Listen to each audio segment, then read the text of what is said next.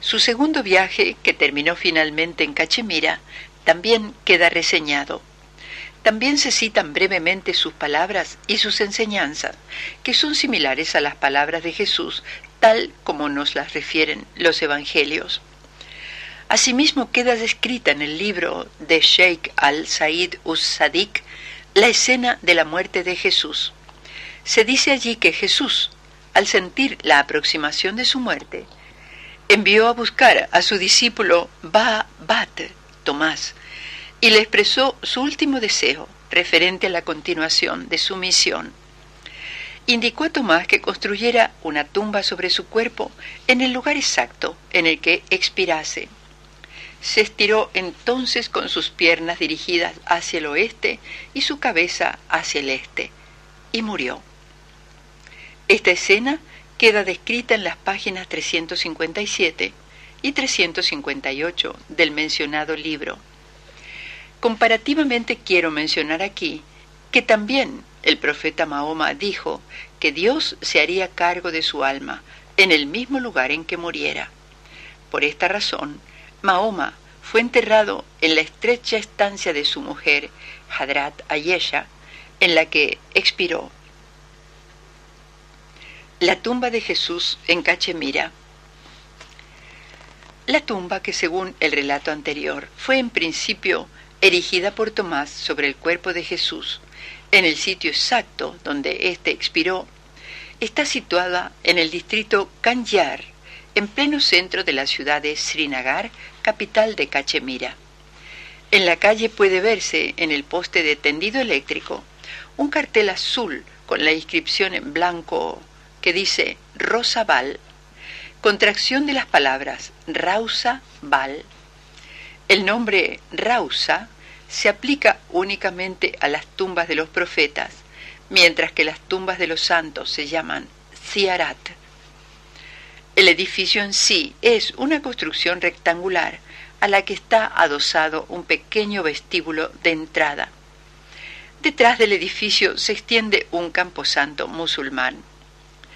Todas las tumbas de este camposanto están orientadas según la costumbre islámica de norte a sur. Al penetrar en el Rosabal, se entra primero en una galería que rodea a la cámara interior. A esta cámara interior se accede a través de una ventana. A la izquierda de esta ventana está adosado un plafón de madera que sustituye al plafón que llevaba la leyenda original y que ha desaparecido. El texto de este nuevo plafón, encabezado por las palabras Ziarat Yusa Asaf Kanyar, la tumba, he de destacar que en este plafón se emplea la palabra Ziarat, que vimos que se aplicaba a la tumba de los santos. La tumba de Yusa Asaf Kanyar indica que ahí reposa Yusa Asaf, que llegó al valle de Cachemira muchas centurias antes y dedicó su vida a la oración y a la prédica de la verdad. El plafón actual fue colocado por el Departamento de Arqueología del estado de Cachemira. Sobre el piso de la cámara interior del edificio se aprecian dos túmulos o losas sepulcrales. La mayor de ellas, que está situada en la mitad norte de la cámara, es la que corresponde al sepulcro de Jesús. La losa más pequeña, situada en la parte sur, o sea la contigua a la ventana de comunicación, corresponde a la sepultura de un santo musulmán del siglo XV, Sayed Nasir Udin, cuya devoción por Jesús no tuvo límites y que de acuerdo con sus deseos fue enterrado junto a la tumba de Jesús. Estos dos túmulos o losas sepulcrales están también orientadas según la costumbre musulmana de norte a sur. Pero la sepultura real de Jesús, situada en la cripta que hay debajo de esta cámara interior del edificio, está orientada según la costumbre judía de este a oeste. Según hemos visto en el capítulo anterior, todo este edificio, conocido por el nombre de Rosabal, habría sido construido sobre el cuerpo de Jesús, que yace en su cripta, en el lugar y en la posición exacta que adoptó al morir. A la cripta inferior, en la que yace el cuerpo de Jesús, se puede bajar únicamente a través de una escalera de acceso desde el exterior del edificio. Hoy esta escalera está tapiada y solo queda de la apertura una pequeña rendija que da a la calle situada en el lado oeste del edificio. Siendo edificio sagrado para musulmanes y también para hindúes, para penetrar en él hay que descalzarse previamente. En la cámara interior, los túmulos funerarios de Jesús y de Sayyed Nasir Udin están cubiertos por un armazón de madera labrada. En el ángulo noroeste de la cámara interior está emplazado un bloque cúbico de piedra a ras de suelo. Este bloque sirve de basamento para la colocación de cirios, motivo por el que estaba siempre cubierto de una espesa capa de cera. Nos cuenta el profesor Hashnain que un buen día, limpiando esta capa de cera, apareció primero incrustada en ella un rosario y luego, una vez limpiada completamente la superficie de piedra de la cera que la cubría, aparecieron en su cara superior lo que parecían ser las huellas o impresiones de 2 pies que mostraban los vestigios de las heridas de la crucifixión. Luego, en nuestras visitas personales a la tumba de Jesús, pudimos comprobar que las huellas no eran tales, sino que se trataba de la reproducción grabada en la piedra por algún antiguo y desconocido artista de las plantas de 2 pies humanos de considerable tamaño, que mostraban, evidentemente, apreciables huellas de heridas cicatrizadas, una cicatriz redonda en el pie izquierdo y una cicatriz en forma de pequeño arco en la planta del pie derecho. Cabe suponer que alguien quiso en tiempos pasados dejar un testimonio imborrable en esta piedra de una importante característica, las huellas de su crucifixión, del hombre excepcional allí enterrado, Jesús. Para tomar las fotos desde el interior de la cámara pequeña del Rosabal, tuvimos que entrar en él a primeras horas de la mañana y trabajar a puerta cerrada, ya que no está permitido entrar en la cámara interior, en la que se hallan los 2 túmulos funerarios. En nuestras visitas al Rosabal nos acompañó siempre el hombre que guarda las llaves del mismo, el hombre encargado de la custodia del edificio. A continuación reproduzco la entrevista que le hicimos dentro del mismo Rosabal. Pregunta: ¿por qué es usted el celador del Rosabal? Contestación: por tradición familiar. Mi padre lo fue, y antes de él mi abuelo, y antes mi bisabuelo. Pregunta: ¿pero no es usted familiar de Basharat Saleem? Contestación: sí, soy pariente lejano de Basharat Saleem. Aquí debo aclarar que, preguntado por nosotros, Basharat Saleem, si el celador del Rosabal era familiar suyo, nos contestó con un rotundo no. Dijo que era únicamente el hombre al que él había encargado que se cuidara del edificio. Pregunta: ¿cree usted que es esta la tumba de Jesús? Contestación: es la tumba de Yusa Asaf. Pregunta: ¿puede usted decirme de quién es el segundo túmulo funerario, el más pequeño de los 2? Contestación: Yusa Asaf era un personaje de estatura elevada, por lo cual no era suficiente darle un solo túmulo, sino que fueron necesarios 2. Otras personas de Srinagar nos aseguraban firmemente que el segundo túmulo, la segunda tumba, era la de un emisario egipcio enviado en tiempos antiguos a Cachemira. Ambas son versiones erróneas, y es evidente que las contestaciones del celador del Rosabal son las contestaciones que da un hombre sencillo, ignorante del contexto histórico relacionado con el edificio sagrado, del cual es cuidador únicamente en cuanto a su mantenimiento físico. Pregunta: ¿qué religión profesa usted? Contestación: la musulmana. Pregunta: ¿Para qué confesiones religiosas es santuario este edificio? Contestación: para musulmanes, cristianos, judíos e hindúes. Se dice que desde tiempos antiquísimos mucha gente de todas las confesiones viene a rendir culto a este lugar.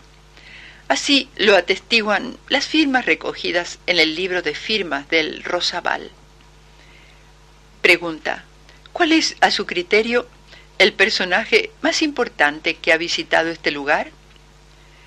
Contestación: lo han visitado muchos eruditos y profesores, pero para mí particularmente creo que la persona más importante que ha visitado el Rosabal es el tío de nuestra primera ministra Indira Gandhi.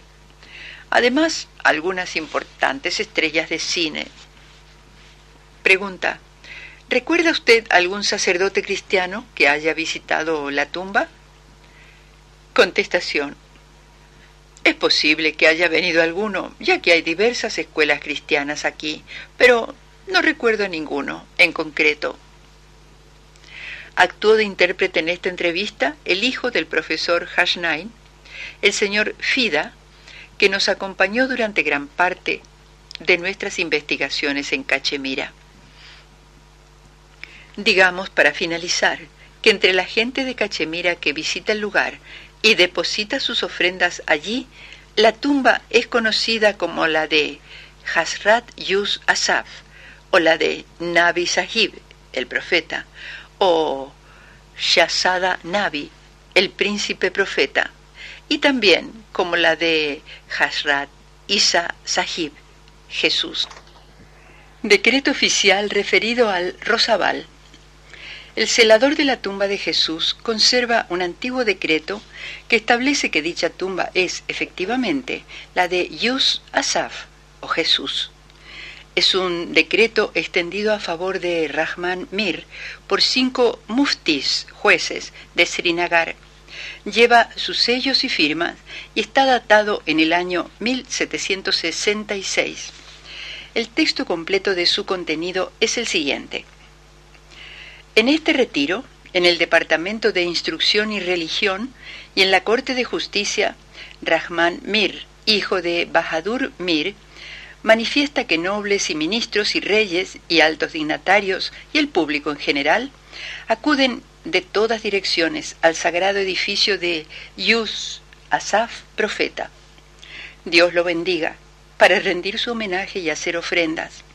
Y afirma que él está absolutamente autorizado para recibir y utilizar estas ofrendas, y nadie más que él tiene este derecho, y que todos los demás deben ser impedidos de interferir en sus derechos. Después de comprobar las evidencias, se estableció que en el reino de Raya Gopadatta, quien reparó el edificio sobre el monte Salomón y edificó muchos templos, un hombre vino cuyo nombre era Yus Asaf. Era un príncipe de linaje y se desprendió de todos los asuntos mundanos y fue un legislador. Solía entregarse a la oración a Dios de día y de noche. Pasó largos ratos solo en meditación.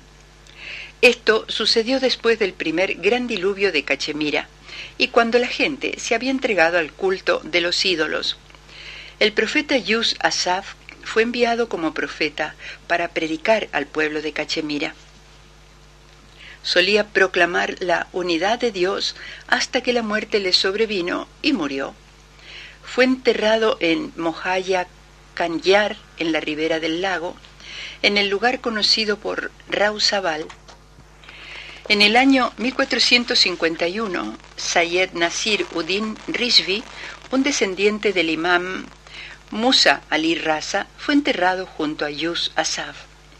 Dado que el lugar es visitado regularmente por todos, hombres importantes y gente modesta, y el mencionado Rahman Mir es el celador hereditario del lugar, queda autorizado para recibir las ofrendas que se depositen allí, y nadie más tiene ningún derecho o conexión con las mencionadas ofrendas. Dado bajo nuestras manos este 11 Jumadá al-Tania 1184 AH de la Égira, o sea 1766. Firmado y sellado Mullah Fasal, Mufti Assam, Abdul Shakur, Mufti Assam, Ahmadullah, Mufti, Muhammad Assam, Mufti, Hafiz Hasnullah, Mufti. Firmado y sellado: Muhammad Akbar Kadim, Raza Akbar Kadim, Kisar Muhammad Kadim, Habibullah Kadim.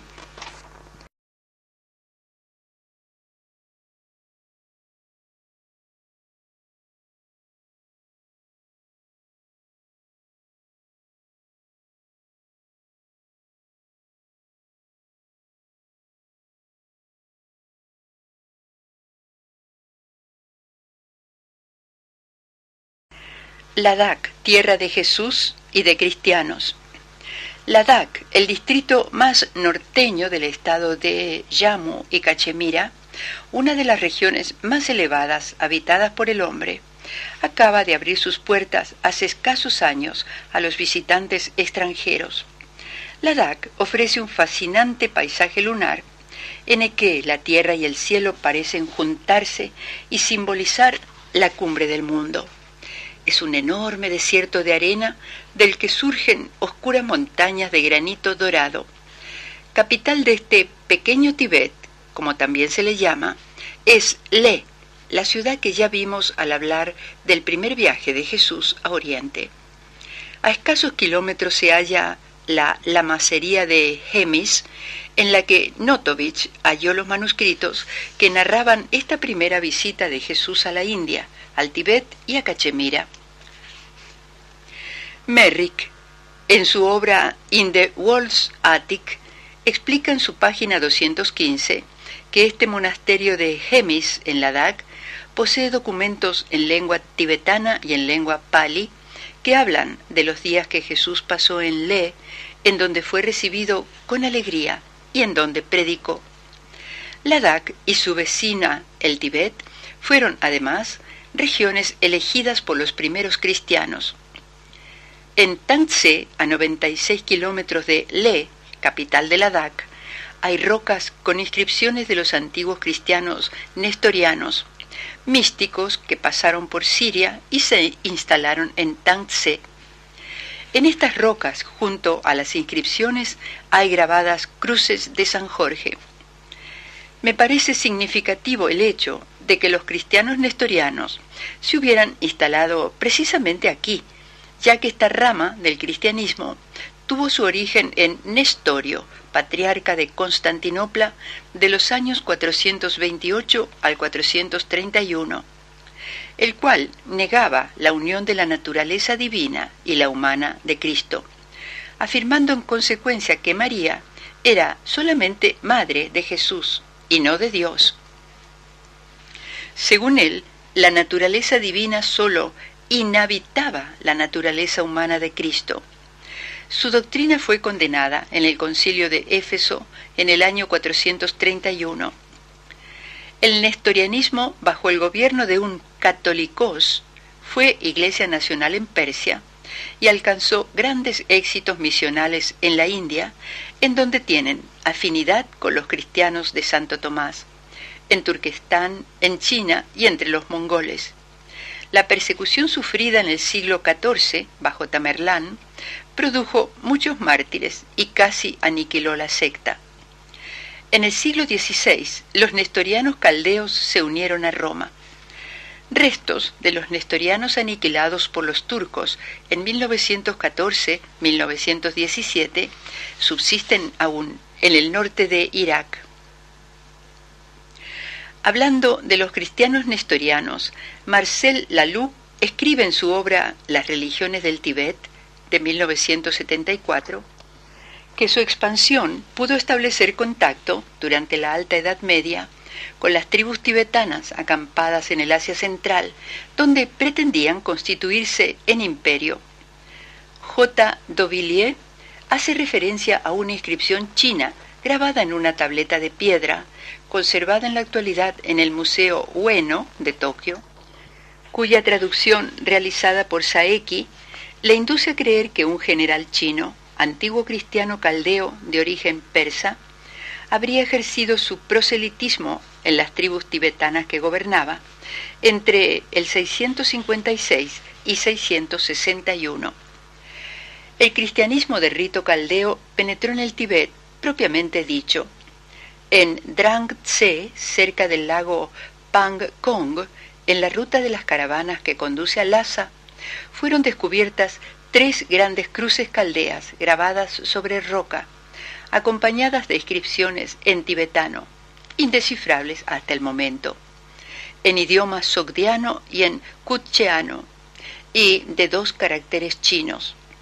La inscripción sogdiana presenta el nombre de Jesús y una fecha que debe corresponder al año 825 u 826.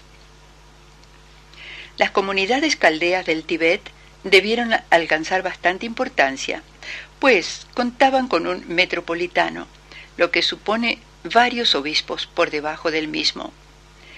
El patriarca Timoteo I, entre 792 y 798, en 2 de sus cartas hace mención a los cristianos tibetanos y anuncia que se dispone a consagrar un metropolitano para el país de los tibetanos. Puede que existiera un clero tibetano de rito caldeo. En un fragmento de un rito tibetano hallado en el escondrijo de la gruta de los 1000 Budas de Tuen Wang, figura una cruz de tipo sasánida. Jean Dauvilliers ha admitido, al igual que yo lo hice, que este dibujo procedía de un taller local de escribas tibetanos. Mas en la actualidad no estoy tan convencida de ello, sigue escribiendo Marcel Laloux, ya que las inscripciones de unos manuscritos tibetanos de la misma procedencia, descifradas hace poco, señalan que se produjo la transferencia de algunos textos del Tíbet en la región de Tuen Wang, de suerte que esta cruz pudo ser trazada en el documento antes de su llegada al Kansu. Por otra parte, ya he destacado repetidamente la importancia de un documento manuscrito encontrado en la misma gruta, prosigue la autora.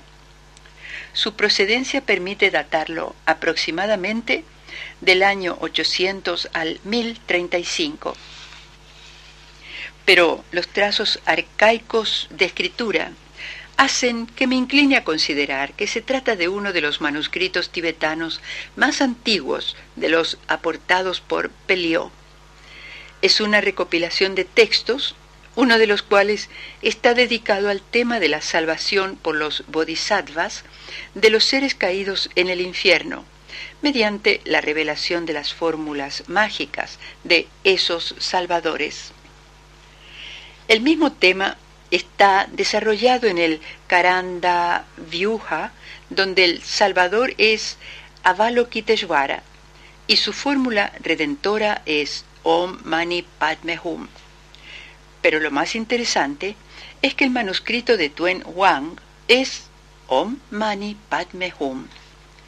Pelliot opinaba que esta plegaria, tan reiterada y famosa que ha invadido todo el Tíbet, donde se encuentra grabada sobre rocas, muros y objetos, y que es constantemente repetida por los devotos o lanzada al viento por sus molinos de oraciones, no se conocía antes del año 1000.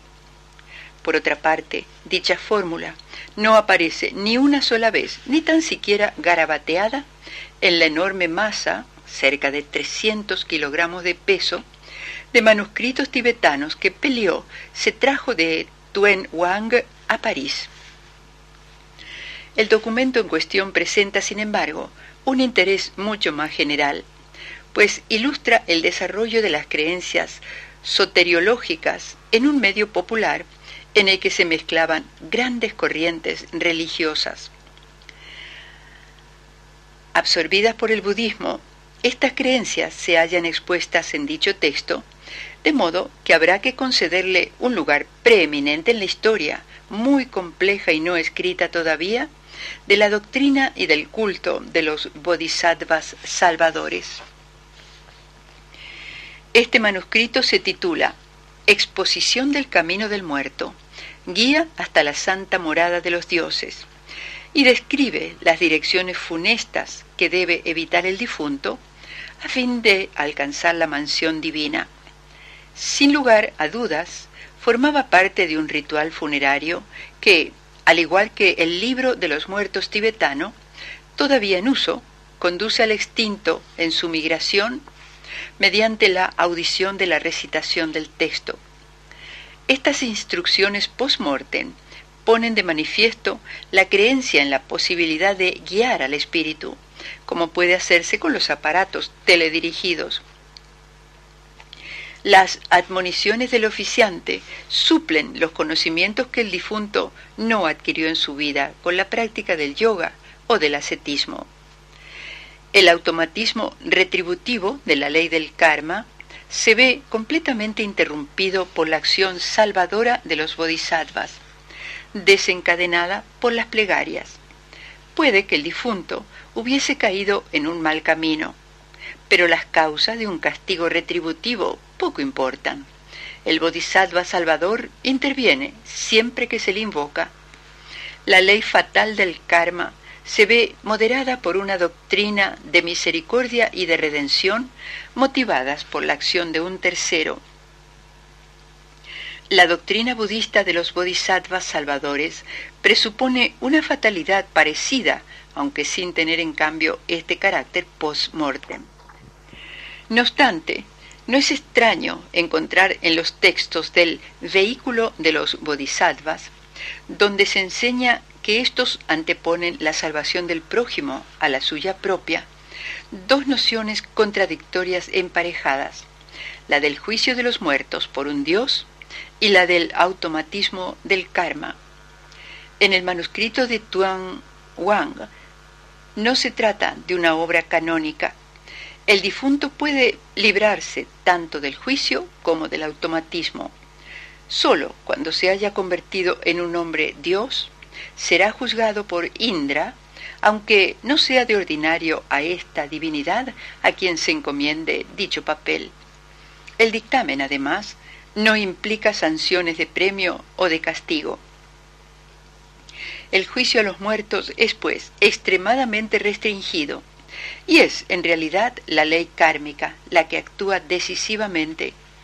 ¿No parece absurdo pensar, en consecuencia, que este documento lleve las trazas de la creencia cristiana en la redención?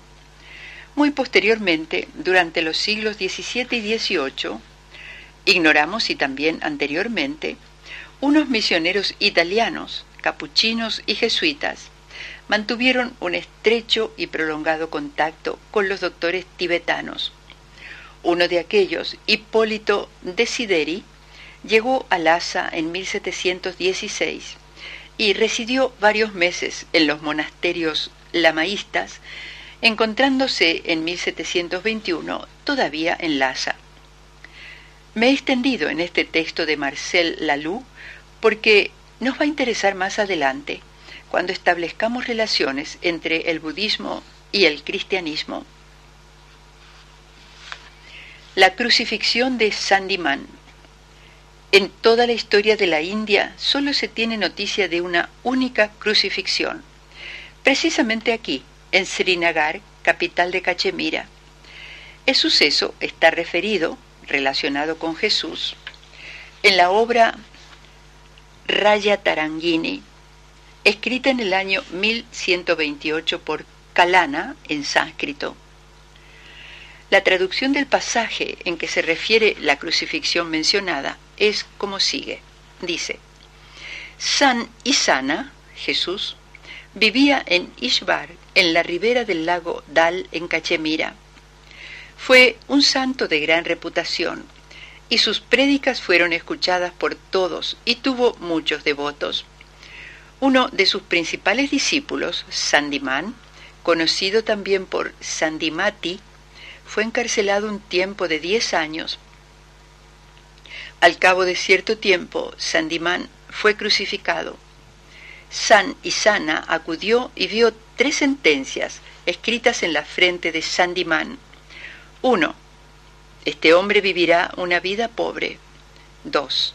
Al cabo de 10 años de prisión será crucificado. 3. Y después de su resurrección será el rey.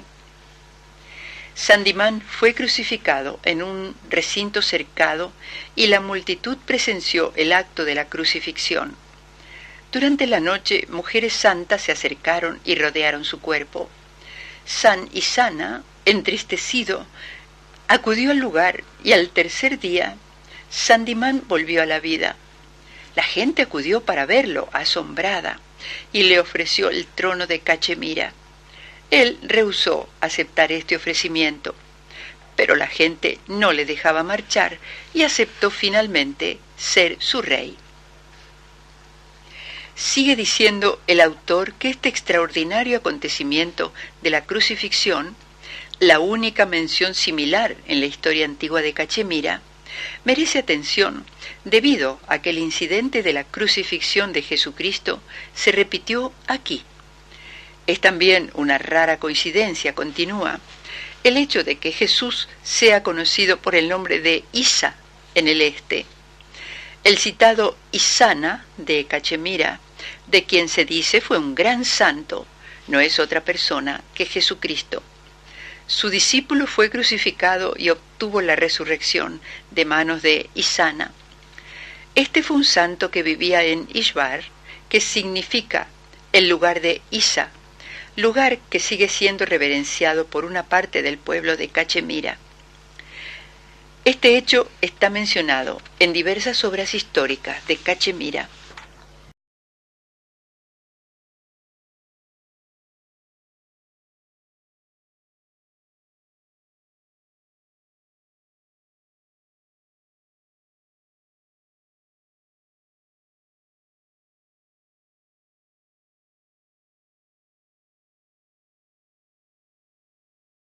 Comprobación cronológica.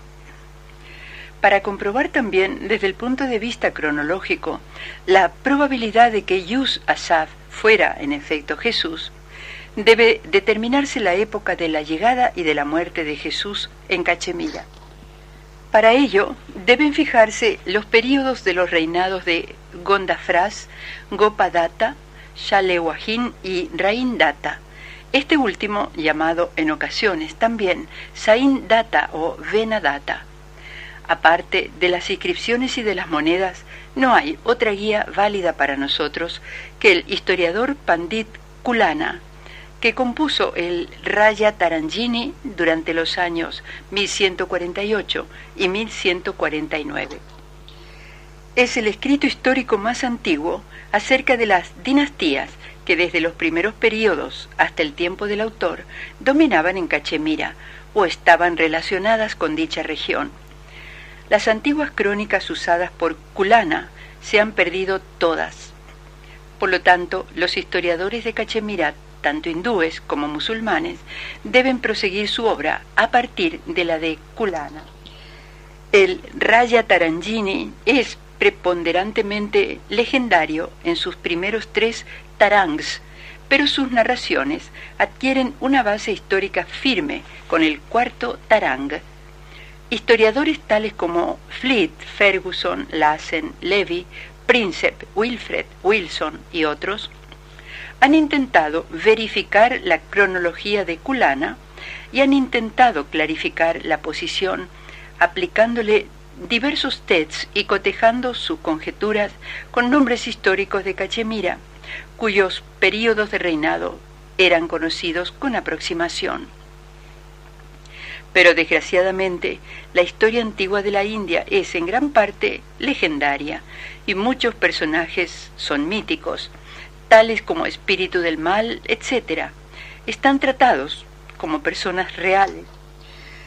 Los escritores occidentales citados, al ocuparse del período antiguo de la historia de la India, se topan así con constantes confusiones, aumentadas por las circunstancias de que las eras son muy numerosas en la India antigua, siendo algunas de ellas oscuras en sus orígenes y en su aplicación. Siguiendo a Nasir Ahmad, expongo a continuación algunas de las eras a que haremos referencia, con comparación de años, adoptando como referencia los años 1 y 1950 de la era cristiana. Era cristiana 1, año 1950. Era hebrea, 4004 a 5954 era cristiana. Era Kali Yuga 3101 5051. Era Laukika 3076, equivalente a 5026. Era Vikrami 57 a 2007. Era Shalewain 78 después de Cristo, equivale a 1877. Era musulmana 622 después de Cristo, equivale a 1369. Ahora, y siguiendo el interesante estudio de Nasir Ahmad, calcularemos las fechas de los acontecimientos más relevantes conectados con la vida de Jesús o Yus Asaf. En primer lugar, la estancia de Jesús y Tomás en Taxila. De acuerdo con el Acta de Tomás, estuvieron en Taxila durante el reinado del rey Gondafras. Una antigua inscripción recobrada de Taxila y que se conserva ahora en el Museo de Lahore, relacionada probablemente con la boda de Abdagases, recuerda que, dice, en el año 26 del gran rey Gondafras, en el año Samvat 103 y en el mes de Baishak, en el cuarto día. Esta inscripción es incompleta, pero se refiere al año Samvat y el mes indicado es Baishak. Ambos indican que se está usando la era Vikrami. Esta era comenzó 57 años antes de la era cristiana. Así pues, el año 103 corresponde al año 46 de la era cristiana. Ocurriendo esto en el año 26 del reino de Gondafras, este debe haber comenzado a reinar en el año 20 después de Jesucristo. El profesor Rapson, en su India Antigua, dice: Gondafras, rey del noroeste de la India y de la Gran India, unificando a los antiguos reinos de los partos y de los sakas, reinó del año 21 al año 50 después de Jesucristo. Sir Vincent Smith, en su Antigua Historia de la India, dice: después de una serie de mandatos y aproximadamente hacia el año 20 después de Cristo, Ases fue sucedido por Gondafras, que parece haber conquistado Sindhi Aracosia, erigiéndose en dueño de un vasto dominio, libre nuevamente del control de los partos. Cuando murió, hacia el año 60 después de Cristo, su reino fue dividido, pasando el Punjab occidental a manos del hijo de su hermano Abdagases, y el país, en el lapso de unos 6 a 10 años, fue anexionado por los reyes de Kushan. Los Yuenchis, como fueron llamados los reyes de Kushan, conquistaron efectivamente Kabul en el año 50 después de Cristo. Es obvio, pues, constatar que Jesús y Tomás estuvieron en Taxila antes del año 60 de nuestra era, y en el caso de que el profesor Rapson estuviera en lo cierto, antes incluso del año 50. Si pasamos ahora al Bhavishya Mahapurana, Jesús se entrevistó con el rey Shalewahin en Voyen, cerca de Srinagar. Para determinar la fecha exacta de este encuentro, debemos retroceder y repasar algunos hechos históricos. Cadepsis I se autonombró jefe del norte de la India hacia el año 60 de nuestra era. Kanishka fue su virrey en Purushpura o Peshawar. Completó la sumisión de Cachemira y algún tiempo después, en el año 73 después de Cristo, los reyes de Kashgar también se le sometieron. Ni Cadepsis ni Kanishka depusieron a los monarcas reinantes en estos países. Se contentaron con el pago de los tributos, porque buscando una patria tenían el ojo puesto en Asia Central y no en la India. Durante esta época, Shalewahin apareció como vencedor de los brahmanes contra los sakas. Los expulsó del norte de la India, incluyendo Cachemira. abandonó Cachemira hacia el año 78 después de Cristo. Conmemoró su victoria introduciendo una nueva era a la que llamó, según su propio nombre, la era de Shalewahin. Comienza el primer Vaisak del año 3179 de la era Kali Yuga, correspondiente al 14 de marzo del año 78 de la era cristiana.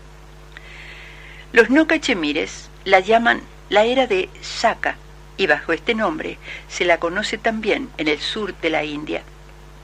Shalewahin no permaneció mucho tiempo en Cachemira, ya que tuvo que marchar inmediatamente hacia el Deccan, en el sur de la India, para sofocar una rebelión. Por lo tanto, Jesús debe haberse entrevistado con él en Voyen, cerca de Srinagar, hacia el año 78 de la era cristiana. Veamos ahora las inscripciones de los pilares del trono de Salomón, mencionados en la obra Tariq-i-Kashmir de Mullah Nadiri. El año indicado en estas inscripciones es el 54. Vamos ahora a localizar la era usada. Para comenzar, las inscripciones están hechas en escritura Kat-i Zulus y no en escritura Nastaleek. La escritura Zulus estaba en uso desde tiempos remotos en Persia y continuaba usándose en la India y Afganistán hasta el tiempo de Taimur. Este invadió la India en el año 1398 después de Jesucristo, momento en el que uno de sus contemporáneos, Mir Ali Travesi, introdujo la escritura persa actual conocida por Nastaleek. El año mencionado en las inscripciones puede ser el año 54 o el año 154, según afirma Pirzada Ghulam Hassan. En la tabla que reproduzco a continuación, debida a Nasir Ahmad, este da todas las eras posibles a las que pueden referirse las inscripciones. No transcribiré la tabla porque sería confuso para el que escucha. Considerando que diferentes periodos han sido especificados por diferentes autores, solo podemos determinar la era usada en las inscripciones por un proceso de eliminación. Consideremos la era musulmana. El mayor Koul dice que fue esta la era usada y además afirma, sin alegar razones, que el año fue el 1676 de la era cristiana. Pandit Ramchand Kak mantiene la misma opinión y afirma que las inscripciones fueron hechas durante el reinado de Shah Jahan, el emperador mongol. Pero la historia nos recuerda que las reparaciones de este templo fueron realizadas durante ninguno de los dos periodos mencionados por ellos. Además, nos explica cómo no fue usada la escritura Nastaleek, cuando ya durante el reino de Jahangir, padre de Shah Jahan, todas las inscripciones en Cachemira fueron escritas exclusivamente en esta escritura. Sirva de referencia, por ejemplo, una inscripción en Verinag, la fuente del río Jhelum, que fue grabada durante el reinado del emperador Jahangir. Khwaja Hassan Malak Chadwara es de la misma opinión, pero fija el año en el 54 de la era musulmana, o sea, 676 de la era cristiana. Pero ha caído en un absurdo anacronismo, ya que de acuerdo con sus afirmaciones, los pilares habrían sido erigidos durante el reinado de Ghazi Shah Shak. Los Shaks no dominaron en Cachemira hasta el año 1554 después de Jesucristo. Pasemos a considerar ahora la era Cachemira. De acuerdo con la autorizada opinión de Mullah Ahmad, el historiador de la corte del sultán Zayn al-Abidin, esta era se introdujo por el sultán Shams-ud-Din, que la remonta al comienzo del reinado de Ratanju, sultán Sadr-ud-Din, que fue el primer gobernante de Cachemira que abrazó el Islam a manos de Hazrat Sadr-ud-Din, conocido también como Hazrat Bulbul Shah. De acuerdo con Mullah Ahmad, a partir del tiempo de la conversión de Ratanyu, la era usada en Cachemira fue la Aptrakeshwaran, que es otro nombre para designar la era laukika. Posteriormente, sin embargo, se usó la era musulmana, y entonces, desde el reinado del sultán Shams-ud-Din, se hizo invariablemente una referencia a la era Cachemira. Esa aclaración está citada también por Pirzada Ghulam Hassan, que injustificadamente introduce esta era en la inscripción en dos lugares diferentes, siendo así que las reproducciones fotográficas muestran que las palabras era Cachemira no aparecen por ningún lado. Insiste que el año se refiere al reinado del sultán Zayn-ul-Abidin.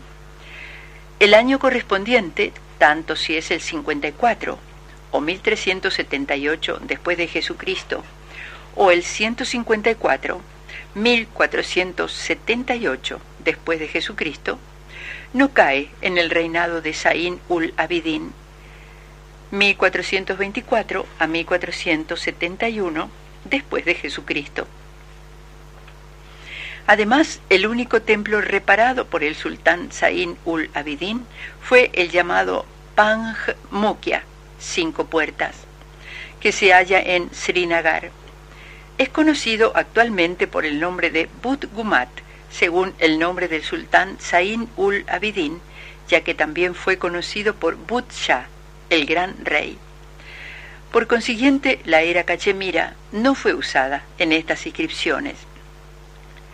La era de Shalewahin comienza en el año 78 después de Jesucristo. No existe mención de que ningún rey gobernante durante los años 132 o 232 después de Jesucristo, que corresponden al año 54 o 154, hubiera reparado este templo.